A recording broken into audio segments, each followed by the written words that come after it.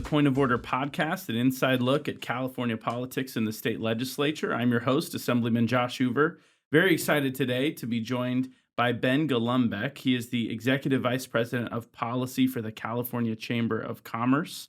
Ben heads the CalChamber policy staff. Ben, welcome to the podcast. Thank you for having me. I appreciate it. Yeah, no, it's really awesome. I look forward to talking to you today. I know the CalChamber recently released their list of job killers for 2024. We're going to dive into that today, but give us a little background about yourself and how you got into this world and how you've been enjoying working for CalChamber. Yeah, no, I've loved it. I've been at CalChamber for about 2.5 years now.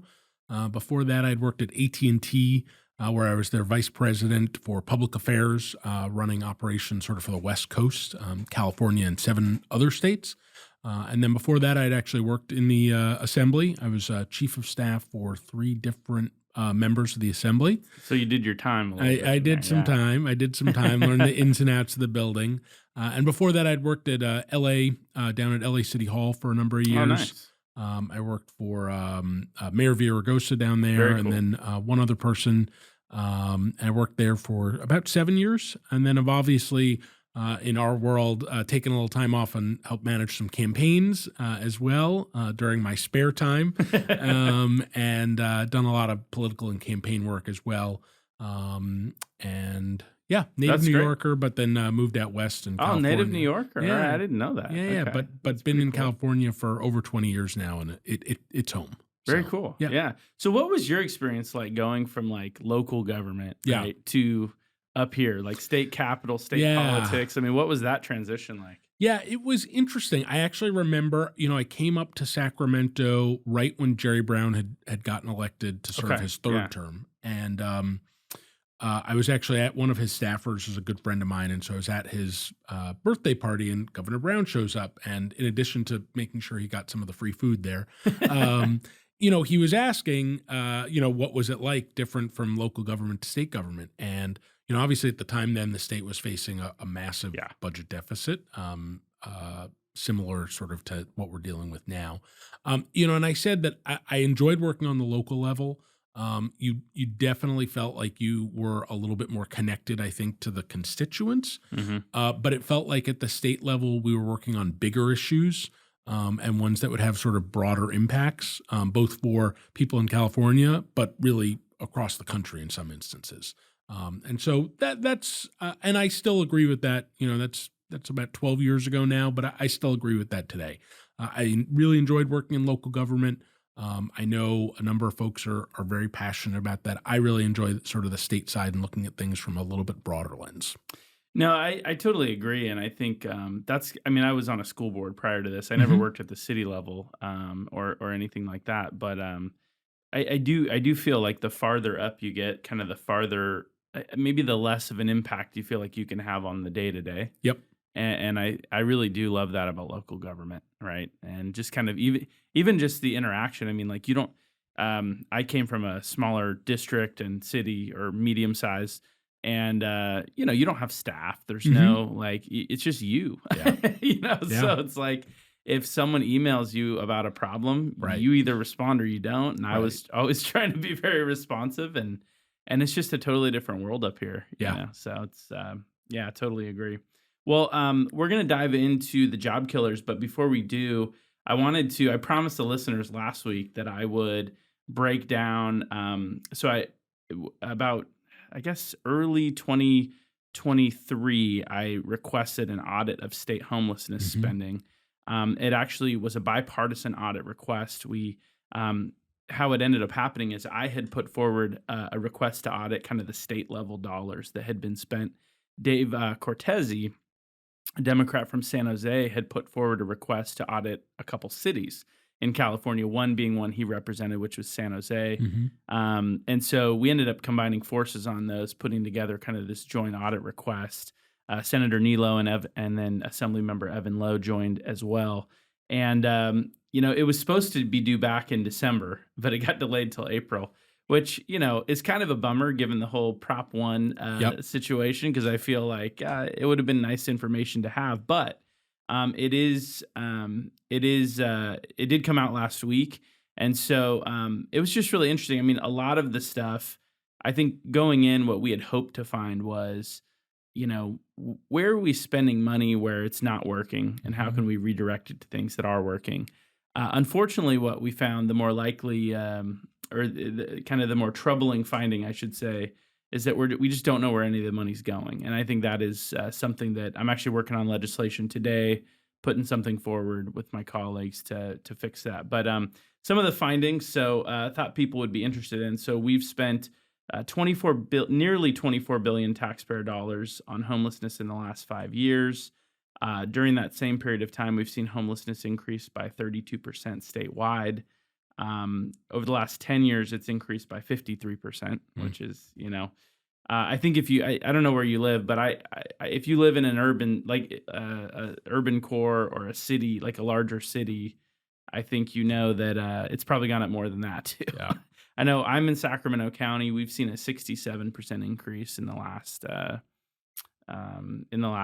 3 years or so. So, but basically, the big findings: the states failed to systemically track homelessness spending. It's not adequately positioned to collect data and assess outcomes. Only 2 of the 5 state programs that they audited actually even had enough information to assess their cost effectiveness. And then when they got down to the cities, kind of similar problems. Nobody's tracking or reporting the spending and outcomes. Neither city has properly. By the way, they audited San Jose and San Diego. Neither city has properly evaluated the effectiveness of its homeless programs.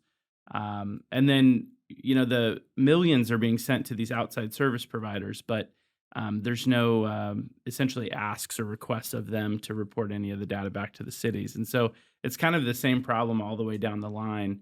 San Diego was actually selected by the auditor.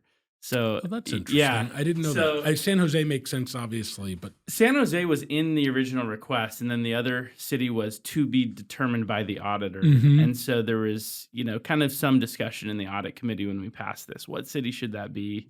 But ultimately, it was up to the state auditor, and he picked San Diego, which I thought was interesting. Yeah. No, I think that's really interesting. I mean, I know I haven't had a chance to go through all of it. I know there was a lot of press coverage on the audit last week when it came out. Obviously, homelessness is, you see it in polling up and down the state. Obviously, we just had the primary last month, and certainly saw it resonate in a number of the elections here, locally, statewide, on the federal level. I mean, it is the top issue on people's minds. For sure. And I know our CEO and I actually in the fall went around to different parts of the state, meeting with, various small business groups and other elected officials and stuff. And it didn't matter if you were in a big city or small, if you were in Southern California, Northern California, homelessness and sort of issues associated with that were the number one issue for everybody. It didn't matter, again, retail or otherwise, folks had it on top of mind. And so, ensuring that there's accountability in terms of how the funds are spent is sort of essential if we're going to really address the problems. Yeah, I really think it's hard to have accountability, right, if you don't have transparency. And so I think that's where, the auditor's big recommendation was, obviously you have to require new reporting requirements of obviously state agencies, but also local governments. And so we're going to work on some legislation in the coming weeks to do that. And, it was interesting because I had a briefing with the auditor, right when it came out. So Tuesday morning it released. Excuse me. I got on a Zoom call with the auditor. And one of the most interesting things they pointed out to me was that in their studying, it was their discussions with these cities and everything, it's so much of the focus was on meeting these spending deadlines. Like, we got to get these dollars out the door versus are these dollars actually working? And I think that was kind of the mindset that the auditor was like, we have to change that mindset, right? Because right now in California, we're kind of measuring success by how many dollars we've spent versus how the programs are working. Right. So I think that's kind of was the goal of it. And hopefully it shined a little bit of a light on that so we can make some of those changes. But I think it was really important and really good that you sort of helped bring this issue to light. I think there's going to be Obviously, a lot more. We're seeing it already in legislation that's been introduced, and I know you're working on additional legislation, but I think we're going to see a lot more sort of conversation about this, certainly this year, but it's not going away. We're going to see this for the next few years at a minimum, and so this is a really good jumping off point. Yeah, no, definitely just a starting point, though. Yeah, and exactly. now we have to figure out some action to take. So if you want to read more of the audit, I've got a link in the show notes to my tweet that breaks down kind of all the results, but then it's also got the audits linked at the bottom there. Let's jump into job killers. Let's do it. Let's do it. So the California Chamber of Commerce, every year, it's kind of this, much awaited release, right? Where you release the annual job killer list. Tell us a little bit before we jump into the bills. How did the job killer list kind of come to be? Yeah, and like what? Why is it so important? Yeah. Well, I think it came to be, I think you and I might have been in high school or college when it came to be. So I don't know the exact origin story, but my general understanding and our general sort of philosophy is obviously, this year the legislature introduced, I think it was over 2,200 bills, which is too many. Less than last year, but still way too many. Yes. And it is normal. We've gone back and tracked it where the first year of the legislative session, you'll always see more bills, and there's always fewer in the second year. This is higher than most second years of a session, though, in terms of the number that's been introduced. Wow, that's interesting. And part of that, I think, is there's still some element of we're out of the pandemic now, and people had some sort of pent up ideas. I think, secondly, we need to be cognizant that last year we had a big turnover in the legislature. About a third of the legislature came in, including yourself. Yep. This year we're going to see probably about it, depending on how few the races go, we'll probably see another third as well. A number of folks are off running for other office or termed out or whatever the case may be. And so in some cases we're seeing members who, hey, it's my last shot. I want to, I got to introduce this. It's my last shot to see if I can get something done. And I understand that. And, we are happy to sit down and work with any member about any idea they might have.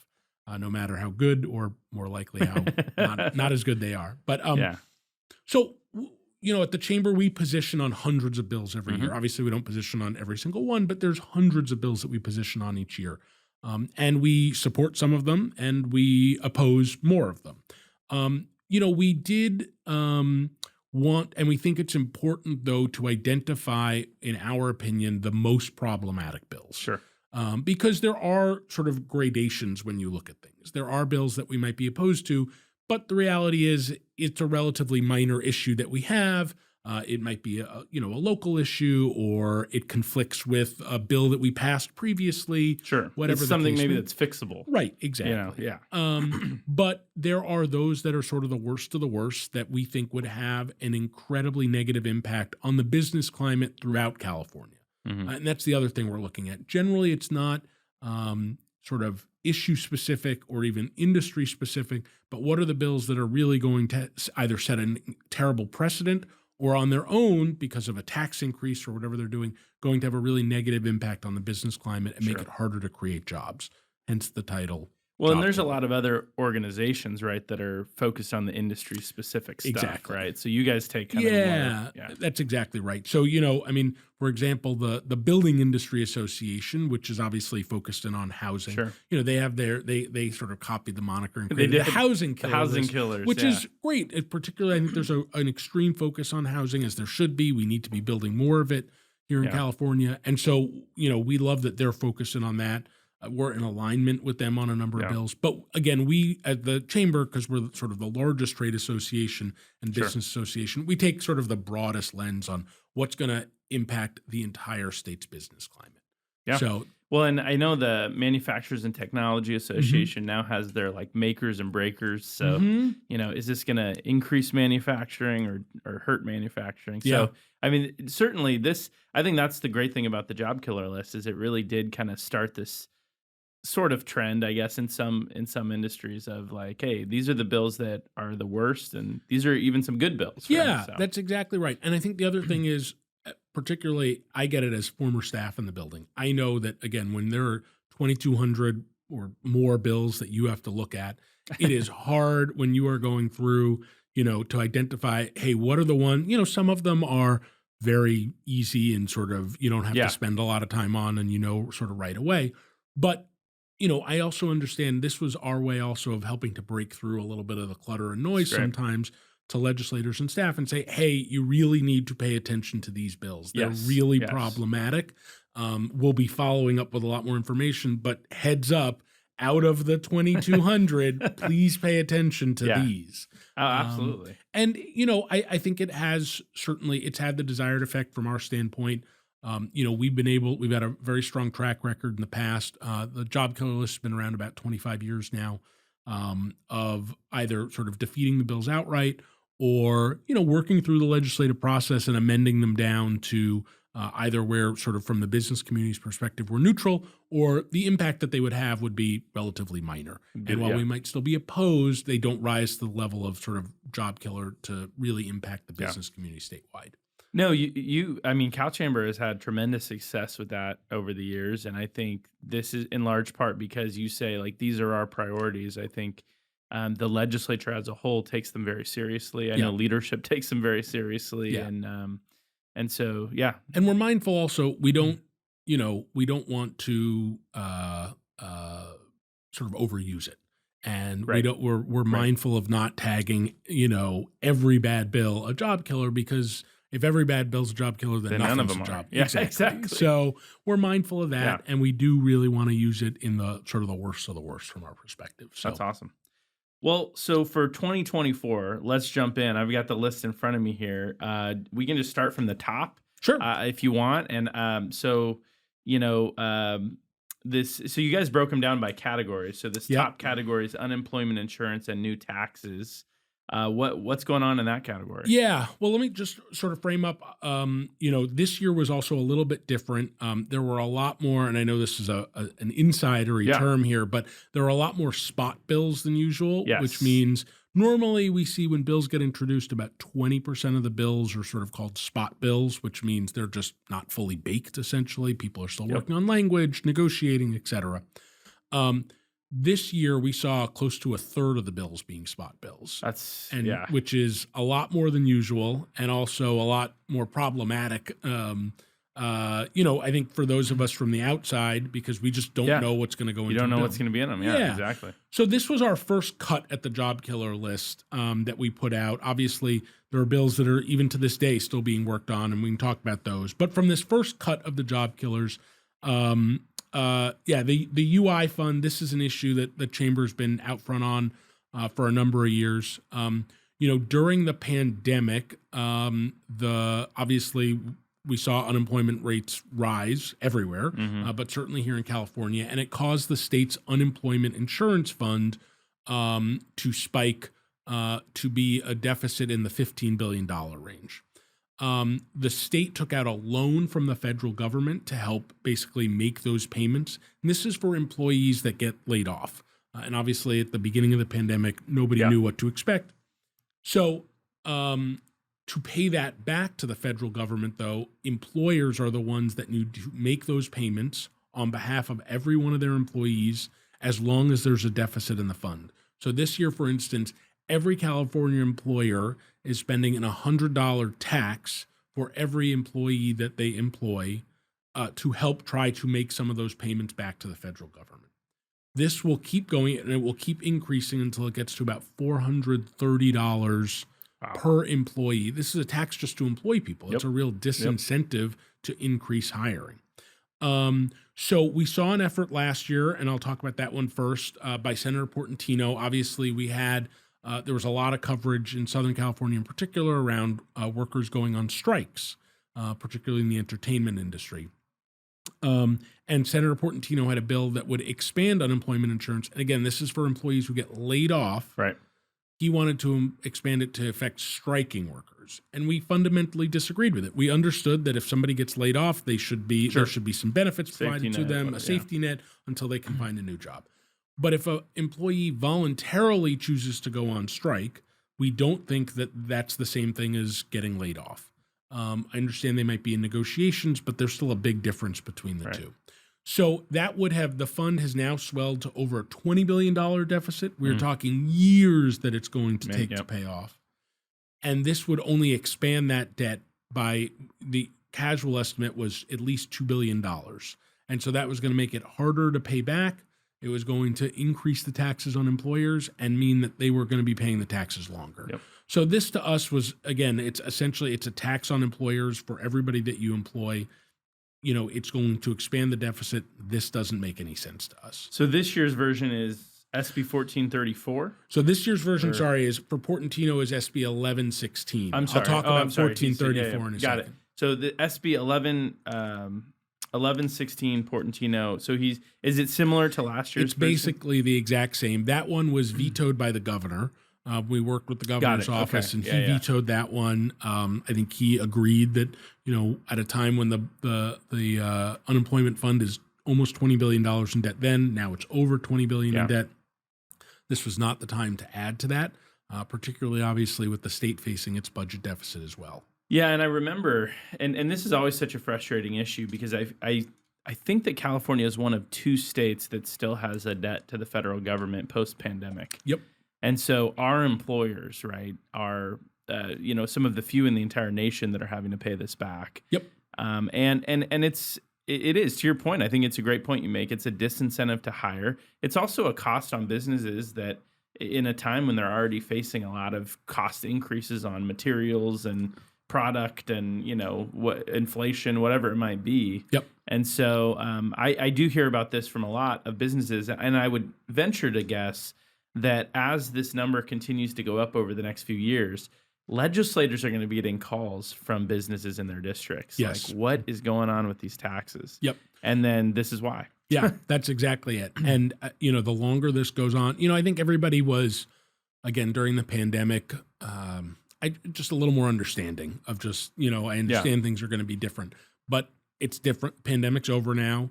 Things, you know, if they're not totally, should be basically back to normal at this point. And I think when, as you point out exactly right, you know, all these other costs are spiking, an additional tax to hire is not what we need. Sure. So, yeah.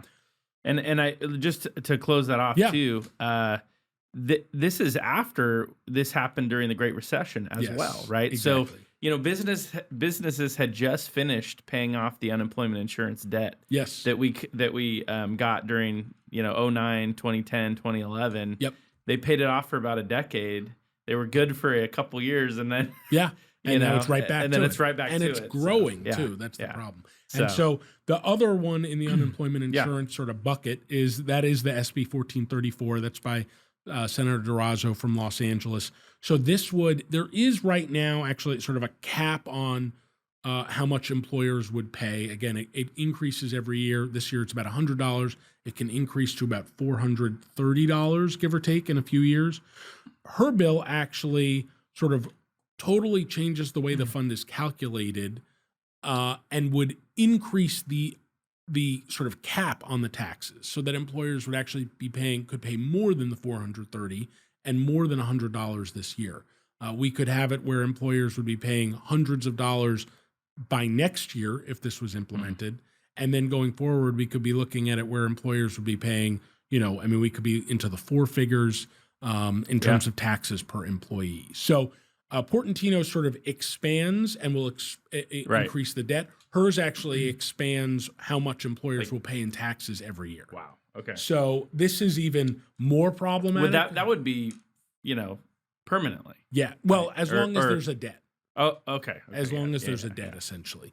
So while Portantino's is problematic, I will say Durazo's to us is even a notch above because at least Portantino is not trying to expand how much each business is paying every year. Durazo wants to essentially put a tax on every employer every year, a tax increase in addition to the tax they're already paying. Wow. So that is sort of certainly near the top of our list in terms of the problematic bills that we're seeing this year.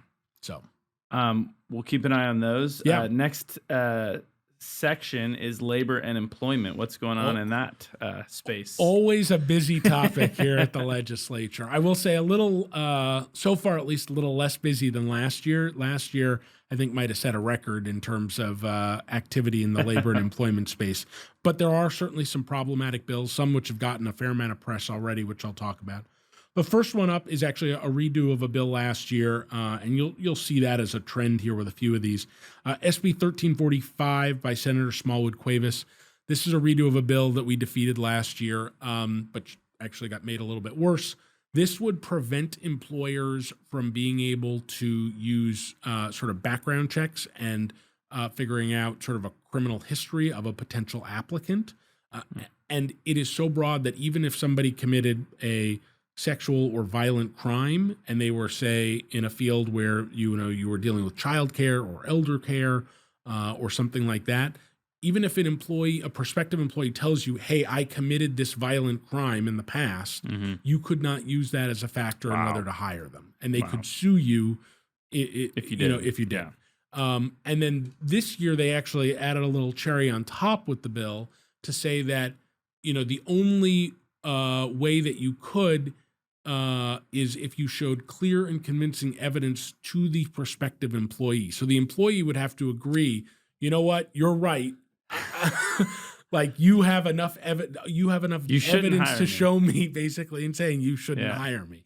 It goes down as the amount of problems this creates. Sure. For folks in so many different industries. The state negotiated a deal a few years ago. We were at the table and negotiated that deal with actually your Sacramento colleague, Assemblymember Kevin McCarty, where again, employers would have to make an offer, but then they could use a background check. And if there was something, again, problematic in their background check, it could be rescinded. If somebody had a sexual crime or a violent crime and they were going to be dealing with, sort of a population of people, like that should be considered. Sure. So we are we're willing to sort of negotiate on this issue, but this goes so much further. It's incredibly problematic. Wow. So let's go through a couple of others here. I'm going to jump down to one that's gotten probably the most press coverage of any job killer this year, and that's AB 2751 by Assemblymember Haney. And I'm glad we're doing this podcast interview between the hours of 9 and 5, because if you had asked to schedule this on the weekend or after 5 o'clock or before 9, and this bill was law, I would have just I wouldn't have responded. I just ignored my text. Yeah, it just would have gone into the ether. But this would prohibit employee communication during certain hours.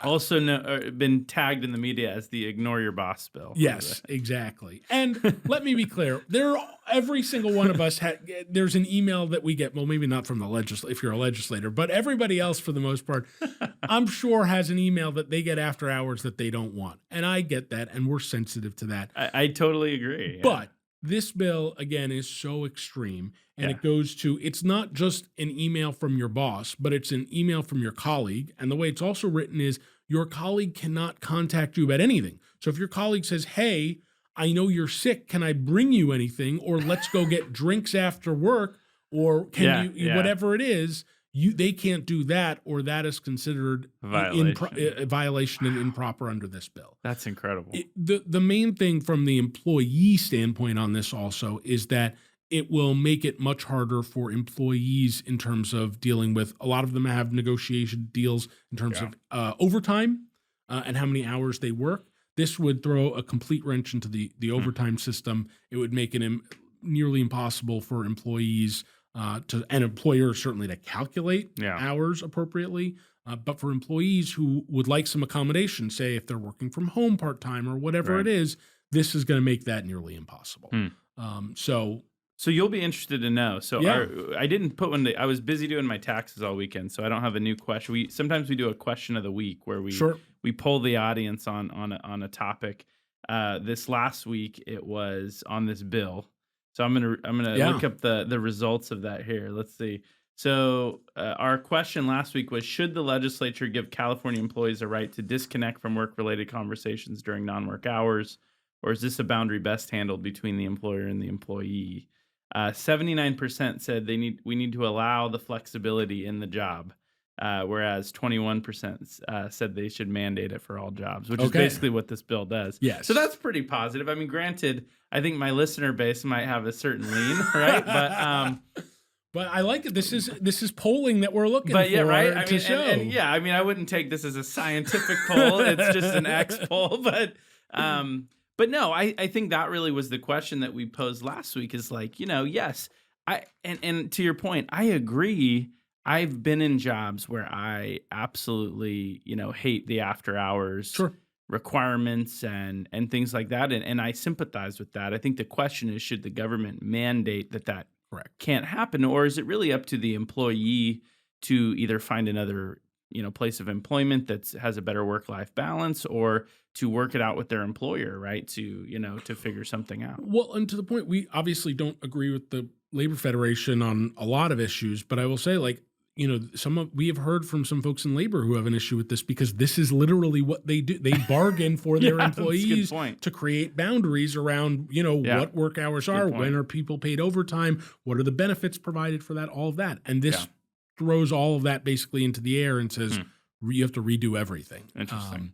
So yeah, this one, anyways, I'm going to leave that one alone. Yeah. So well, for you're now, right. A lot of media attention. Yes, a lot of media attention. I know Assemblymember Haney. I was talking to him about it last week. I was joking with him about it last week. So hopefully we'll be able to work on that one. Yes, that will get a lot of focus. A couple others sort of in the labor and employment space.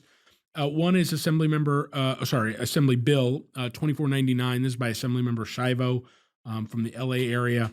So this is a pretty dramatic expansion of leave. And again, we don't have an issue. We've worked and negotiated issues around leave in the past. But this would set it up for if an employee, we understand if an employee directly has an issue where, maybe they have either jury duty or they or a direct family member have to go deal to court. It could be a traffic citation. It could be something more serious. We understand that those issues, might require an employee to take leave. But this is a very dramatic expansion of leave. And the most problematic provision for us is we really try and are sensitive to small businesses. Absolutely. And so right now, folks who can get leave around this issue are employers of 25 or less are exempt from having to provide that leave. And this reduces that down to even employees of 1 or 2 in certain cases. Wow. And so this is the smallest of the small business that is now going to be impacted by that. And it also gets expanded pretty dramatically. And so it's not just, you or me directly, or if my spouse or child, but it can be used for a friend. It can be used for really just about your cousin's friend. It's expanded pretty dramatically. Okay. And it sets a really bad precedent in terms of around issues around leave, leaving it very vulnerable for exploitation. Would you say too that just in general, these caps, right? When we have these bills where they're problematic, but we limit them to a certain amount of employees or more per company. I mean, doesn't that in some ways kind of disincentivize growth too for these smaller businesses? 100%. I feel like I talk to like some of my local businesses and they're like, we'd love to get bigger, but it's like, then we have to comply with all these new things. 100%. We see folks who will literally, in some cases, lay people off or make people not full-time employees to avoid getting to, on certain issues, it's 25 employees, on certain issues, it's 50 employees, to avoid getting to that cap. Because you do have a whole host of new regulations that go along awaiting you. Exactly. And the other thing just I'll point out on this one is since the pandemic, there have been 18 different categories that have increased in leave around the state. From just paid family leave to anything you can think of, there have been 18 different increases in leave. So if an employee truly needs leave at this point, it's hard not to have something on the books that qualifies to give them that exemption if they really need to take leave to deal with a sort of an urgent family issue. Last one in the labor and employment space, we're going back to Assemblymember Haney. He's got a couple of doozies. I think he's the only one with 2 on this first list. So that I think he gets a special badge for this one. So this is a problematic bill, but I talked earlier about the precedent that it sets. And so this is actually focused on sort of a joint liability for janitorial services. And again, that's a problematic issue, and I'll talk about it more in a second. But the issue to us is also the precedent this sets across other industries. Okay. That if this is approved here, that we think it'll sort of spread to other industries. And essentially this is, if you own a building and you contract out for janitorial services, and then, you sell the building or the contractor subcontracts some work, you could still, and then there is something done wrong to the employee, their wages are withheld, whatever it might be. They're not paid the amount that they should be.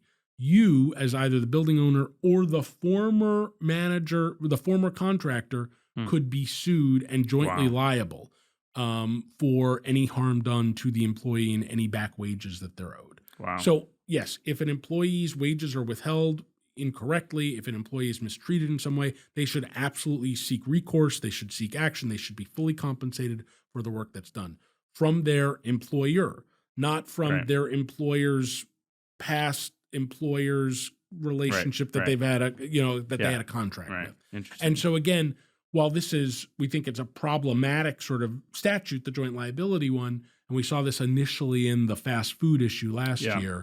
The bigger thing is that this would set a precedent around joint liability that fear would sort of spread. Absolutely. So, and that's AB 2374. 2374, right? Yeah. Correct. Okay, perfect. Yeah. So let's move on to, we got next consumer products. Yeah. This is a big problematic bill. SB 903 by Senator Skinner talked about it in her last year in the legislature. And so this would ban the use of all uses sort of PFAS in products. Essentially what it would do is, PFAS is a product sort of used, well, it's a number of different products. It's sort of a classification of chemical products. It's used a lot to make products safer, for sort of fire retardant systems, to make things less likely to catch on fire. That's probably their sort of main use that I think people would be familiar with. But they are literally in hundreds of thousands of everyday products. We are sensitive to, and there has been some science that's shown that that it's not good for anybody to come into direct contact with sort of PFAS sort of properties, basically. Sure. So you don't want them necessarily on your bottle of water or on a toy that your kid is playing with. Yeah. And we are sensitive and mindful that in those cases, PFAS should be sort of transitioned, and the state has taken generally on an issue-by-issue basis. Correct. A number of different bills on PFAS. Yes. I sit on environmental safety and toxic materials, so we're talking about PFAS every week. Yes. That being said, PFAS is used in defense, in aerospace, in electric vehicles. You cannot have an electric battery these days, so if the state wants to hit their climate goals and transition people to electric cars, you can't have an electric car battery without PFAS. It helps to reduce, again, the risk of fire, explosion, any number of things. And while we are happy to and have worked on issue-by-issue sort of basis on this, a blanket ban on all PFAS is just...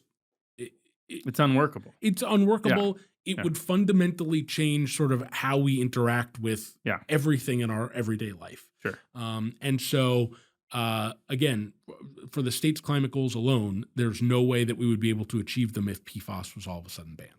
Yeah, it's interesting too, because in the committees where we have these discussions, right? And I've been learning a lot about PFAS more than I ever thought that I would be. I supported a bill, I think just last week, that specifically took PFAS out of the garments that firefighters wear. Yep. Right. That's so it was a very specific to uniforms that fire personnel are wearing in the field.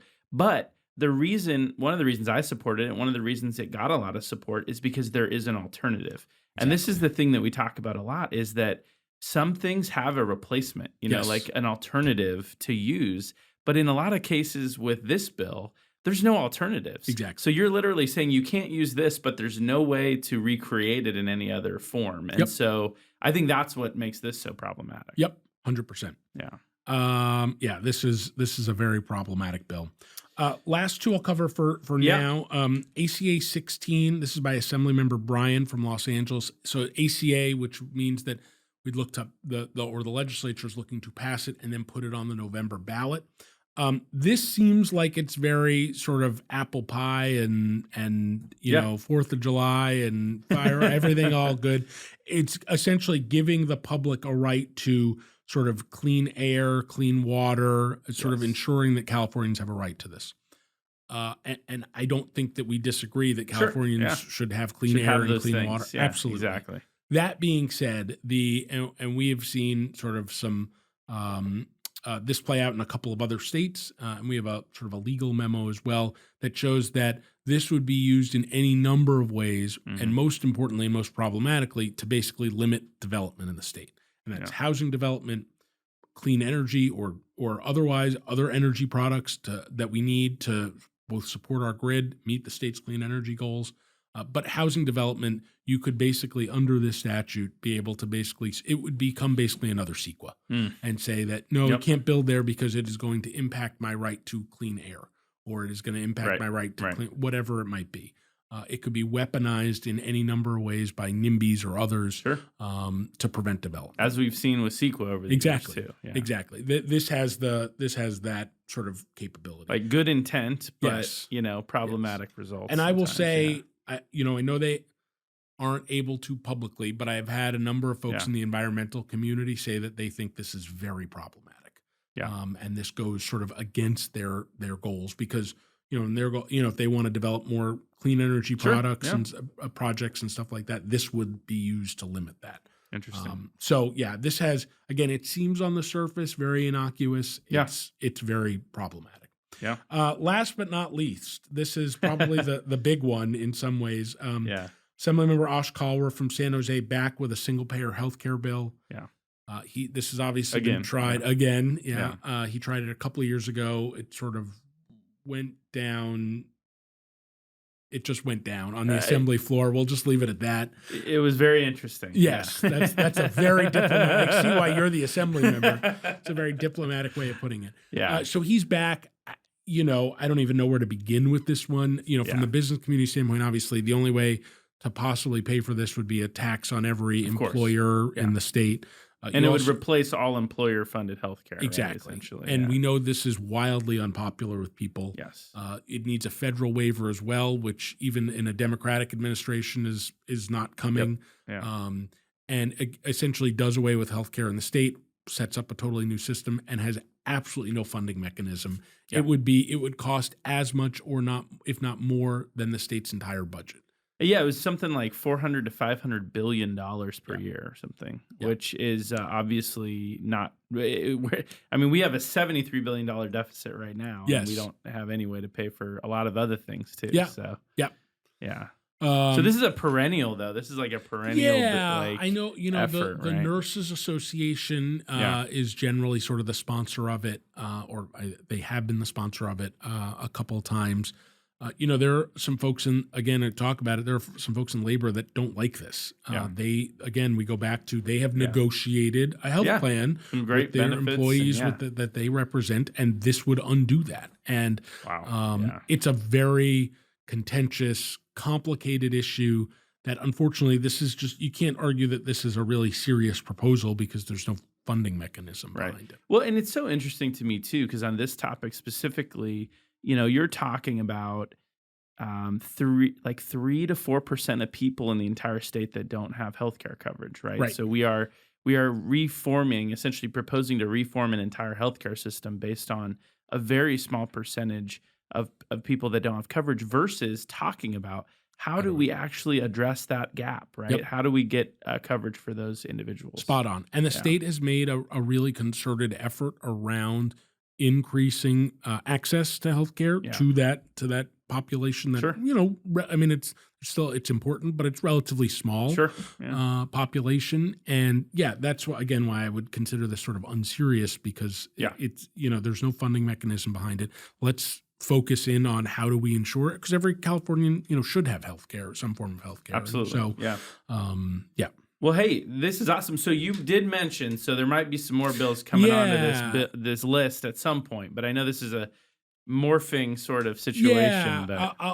We generally, as I talked about a third of the bills were spot bills, and so some of them didn't get amended until a little later in the process. Got it. We obviously have a process to sort of vet these bills to sort of determine whether they're a job killer or not.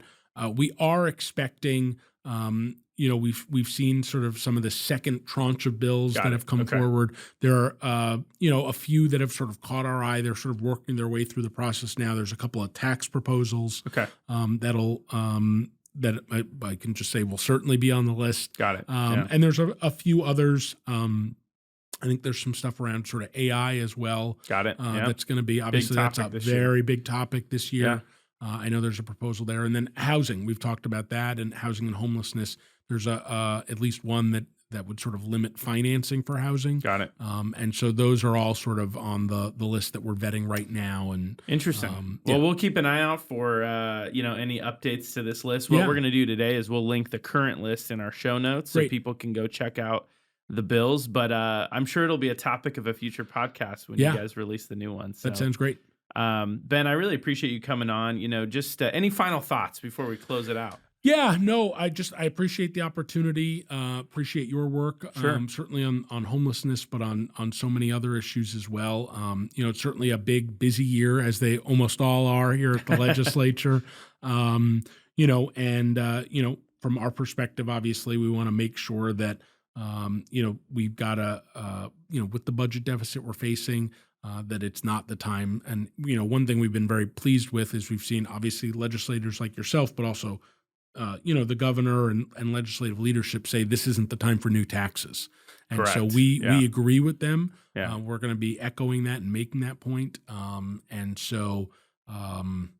It's going to be another interesting year here I think in it's a great message. I know just hearing from my constituents, people are hurting. I mean, families are hurting. Things are expensive.